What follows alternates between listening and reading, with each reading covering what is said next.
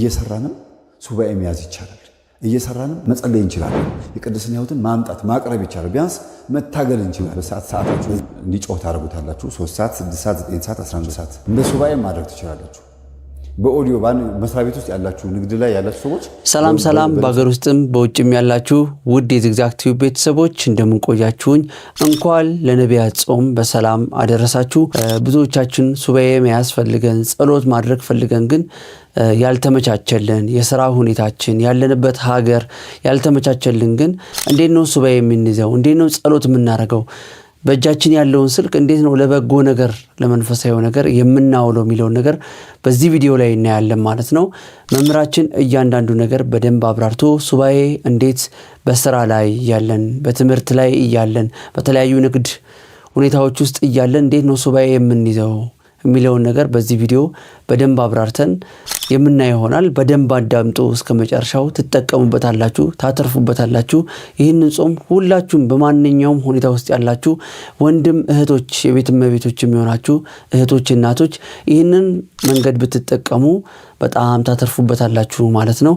ስራችሁን እየሰራችሁ እየተንቀሳቀሳችሁ መንፈሳዊ ሕይወታችሁም ሳይጎድል የምትሰሩትም ደግሞ ለስጋም ያለው ድካም ደግሞ ያለው ነገር እንዳለ ሆኖ ደግሞ ይህን ነገር ብናረግ ሁሉም ነገር መልስ እናገኛለን ማለት ነውና እስከ መጨረሻው አዳምጡ።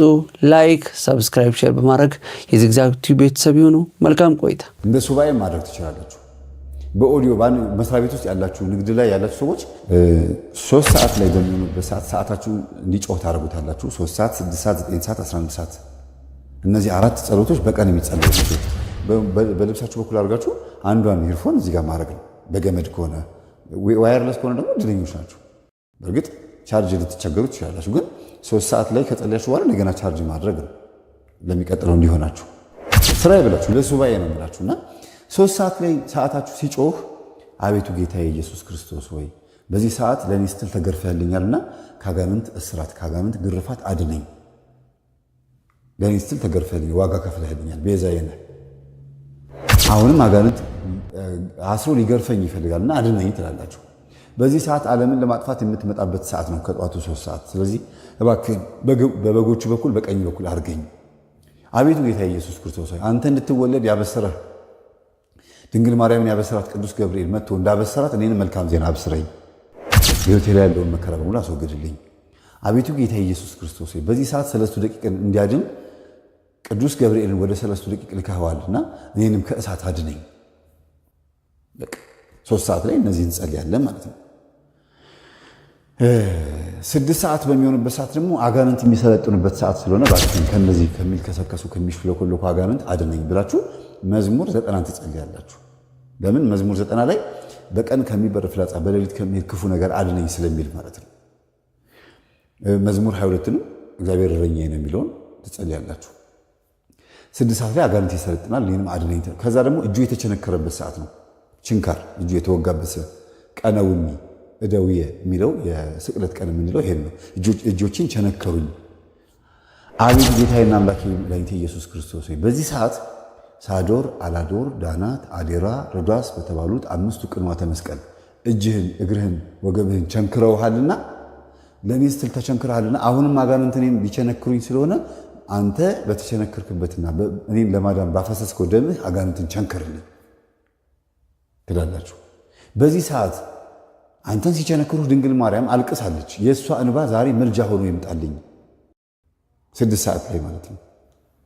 አይሁድ ስቀለው ብለው እንዳሉት ዛሬም አጋንንት እኔን ሊያጠፉኝ ይሰቀል የሚል ግደለው የሚል አጥፈው ቸንክረው የሚል ሞት ታዞብኛልና እባክን ከዚህ አድነኝ እንላለን። 9 ሰዓት ላይ በሚሆንበት ሰዓት አንደኛ ድንግል ማርያም በመስቀል እግር ስር የተሰጠችበት ሰዓት ነው። እነሆ ልጅሽ እነኋት እናትህ። ማርያም ሆይ ልጅሽን ሰጂ። ዮሐንስን ለዓለም ወኪል አድርጎ ሰጠ። ኢየሱስ አረገ። ዮሐንስን ግን ዮሐንስ እናት አለው፣ ግን ማርያምን እናት አድርጎ የሰጠው ለምንድን ነው ሲባል ቀጣይነት ያለው እናትነት ነው። ድንግል ማርያም ደግሞ ልጅሽ ይሁንሽ አላት። ራሱ ልጇ ነው። እንደሚነሳ ታውቃለች። ትንሣኤ እንደሚያደርግ ታውቃለች። ማንም አይቀማትም። ዛሬ ምድር ላይ ብታጣው በሰማይ ታገኘዋለች። ግን ልጁ ሰጂ ሲላት እኔ አልሆንሽም ከዚህ በኋላ ማለቱ አይደለም። እናትነቷን ለዓለም ሲያስረክብ ልጅነቱንም ለዓለም ሲቀበል ነው።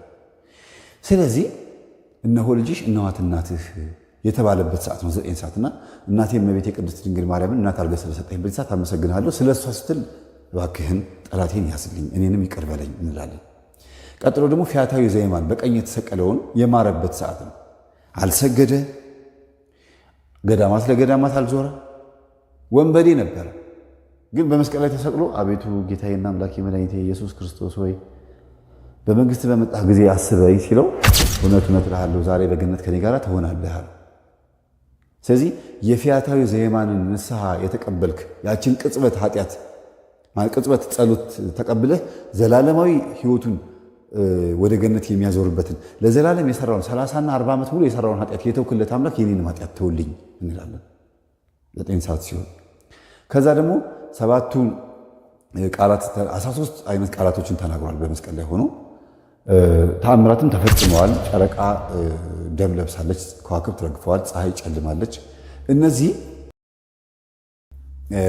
ተአምራቶች የተፈጸሙበት ሰዓት ነውና ተፈጸመ ብለህ የተናገርክበት ሰዓት ነውና በእኔም ህይወት ላይ የመጣውን ያጋንንት ስራ እባክህን አስወግድልኝ፣ ተፈጸመ ብለህ እባክህን ወስንልኝ ብለን እንጸልያለን።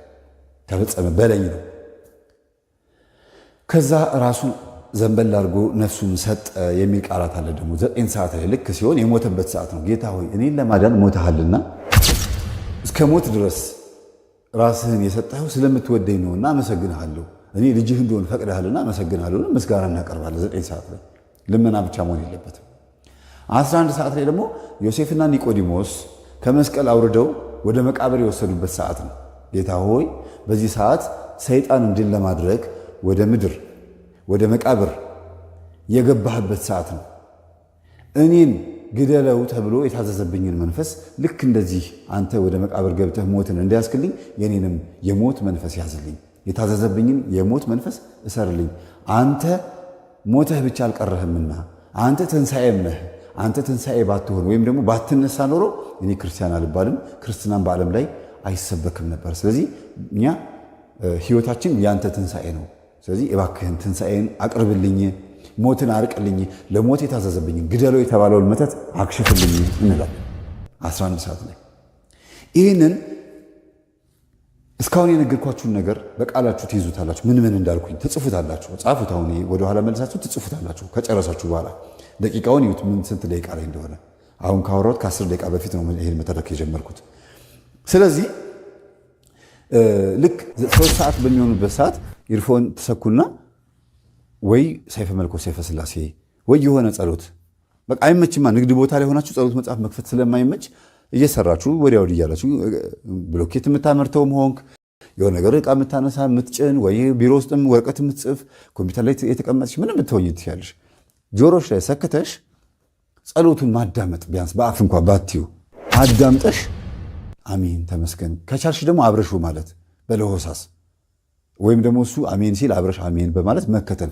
ለምን በግሩፕ በሚጸልዩ ሰዎች መካከል አንድ ሰው በጸሎት ሲመራ አሜን ሲል ሁላችንም አሜን ስለምንል ተቀባይ ነን ማለት ነው። ይሄ ልጅ በዩቲዩብ ላይ የሚጸልየውን ጸሎት እየሰማን ስንል የጸሎቱ ተካፋይ እንሆናለን። በእምነት ነው የሚሆነው ይሄ ነገር። ካለን ጊዜ ሁኔታ አንጻር አማራጮቹ እነዚህ ናቸው። ሌላ አማራጭ የለም። እየሰራንም ሱባኤ መያዝ ይቻላል። እየሰራንም መጸለይ እንችላለን። የቅድስና ሕይወትን ማምጣት ማቅረብ ይቻላል። ቢያንስ መታገል እንችላለን። በዚህ መልኩ ማለት ነውና ይሄ ልጅ ሙሉ በሙሉ ይሄን ነው ያደረገው። በመንገድ እየሄደ ሲያጠና ምንም ሲል መዝሙር እያዳመጠ በቃ ወጠረው መንፈሱ። መጨረሻ ላይ ድንገት ቤተሰብ ራት ተሰብስቦ ራት እየበላ ጸሎቱን ያዳምጣል። የሚገርማችሁ በቃ እየጣመው መጣ። በተለይ የሚገርማችሁ ደስ የሚለው የውዳሴ አምላክና የመስቀል አጥር ጸሎት በቃ መጸለይ ዋና ጸጋው እስኪመስል ድረስ ገና አልተረጋገጠም፣ ግን ውጤታማ እስኪሆን ታክሲ ውስጥ ተቀምጦ እያዳመጠ በለሆሳስ ነው የሚለው። ካጠገቡ የተቀመጠችው ልጅ በቃ እሪ ብላ እስክትጨርስ ማለት ነው። በጣም ጮኸች። ምንድን ነው ብሎ እሱ ራሱ ደነገጠ። በስመ አብ ወወልድ ወመንፈስ ቅዱስ ሲል ጊዜ እሷም ለምን እንደጮኸች አታውቀውም። ተነስታ ወጣች፣ ሄደች እያለች ነው የወጣችው። አልገባውም። እሱ ቤት ሲገባ እንዴ ጸሎቱ ነው እንዴ ይሄ ነገር አለና ዝም አለ።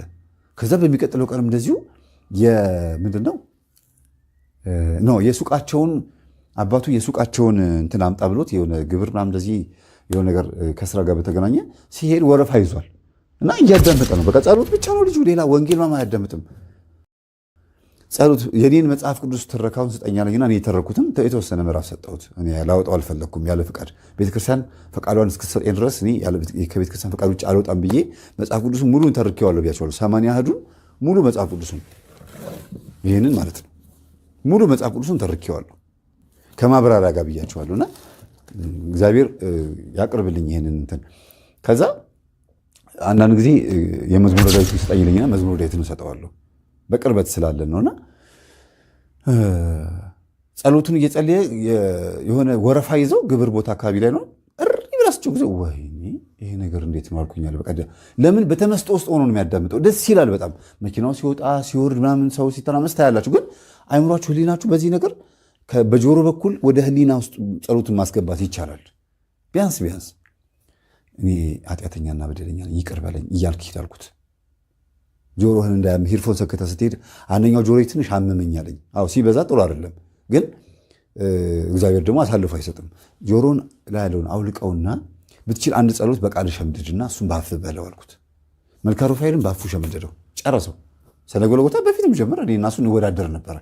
ስለ ጎልጎታ በቃላችን እንበልን እያለን እስከዚህ ገጽ እያለን እንወዳደር ነበር። ልክ እንደ ውዳሴ ማርያም ዲያቆን ለመሆን እንደምንፎካከር ወይም ደግሞ ዲያቆን ለመሆን እንደምንሸመድደው ሰኔ ጎልጎታን በአማርኛ ጨርሰናል። አሁን እሱ ሁላችንም ያላደረግነውን ጸሎት በቃሉ መሸምደድ ጀመረ። መልካ ተክለ ሃይማኖት፣ መልካ ሩፋኤል የመስቀል አጥር ጸሎትን በቃሉ ለመያዝ መሞከር ጀመረ። ለምን? ጆሮን እያመመው ስለመጣ ነው።